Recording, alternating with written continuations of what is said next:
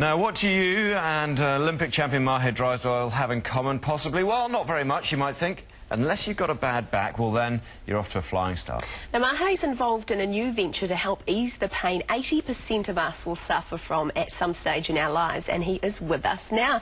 Welcome, Mahé. You know, you've brought this in. Now, I have been covering sport for a while, and I've never seen you wear this. Like, where have you been hiding it? Yeah, it's on me every day.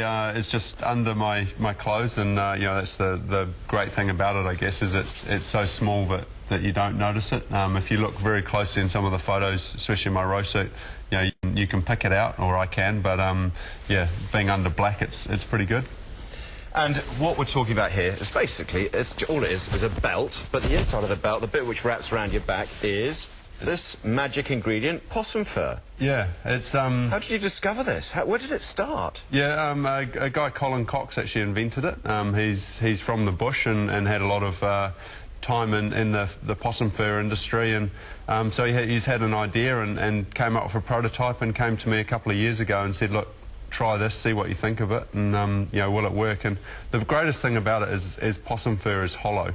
Which just adds to the heat, and that's really what it's doing. It's warming up your back. So, you know, if you get relief from using a hot water bottle or you know, anything hot, then this is you know, likely to help you out. How much of a difference has it made to you? Oh, it's been a huge difference, and you know, like before I got these belts, that's exactly what I was doing. I was using warmth in the morning to warm up my back and get me ready for rowing. But once I got out in the water, you know, then it would just cool down again and stiffen up. Yeah. Now, this has become a big business venture for you, and what was interesting when I was reading the notes was how you've regenerated a knitting factory, is that right, which was about to sort of go down the tubes? Yeah, that's right. You know, down in Martin, you know, the factory was struggling with competition from China, and so, you know, as part of it, they have you know, going to be producing these, and we're hoping it's going to be a success, so that you know, they can stay in business, and you know, it can help a lot of people out, and that's really the most important thing. Some local jobs. Now, have you been using your possum fur for your latest venture, which is doing an Ironman? I can't believe your break from rowing is doing an Ironman. Yeah, no, it's been there, and certainly you know, helping that as well. You know, it got me right through the coast to coast. It was there with me the whole way. Yeah, so yeah, I know Ironman, that's in 10 days' time in Port Macquarie. So yeah, it's starting to get quite real now, and yeah, quite scary. It's a long way.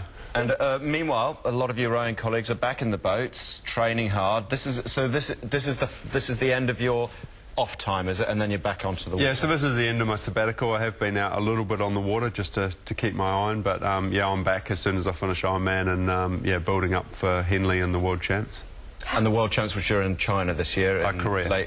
In Korea, are they? Yeah. In Korea, sorry. Yeah, late. Just the difference between, we talked about in the break, the fitness it takes to do an Ironman versus what you do on the water as a rower. How would you describe the difference in fitness? Oh, I think the fitness is you know, similar in a lot of ways. The Ironman is obviously a much more endurance sport. It doesn't only last for 7 minutes, so you know, the training sessions are longer and tougher mentally, I think, is the biggest change.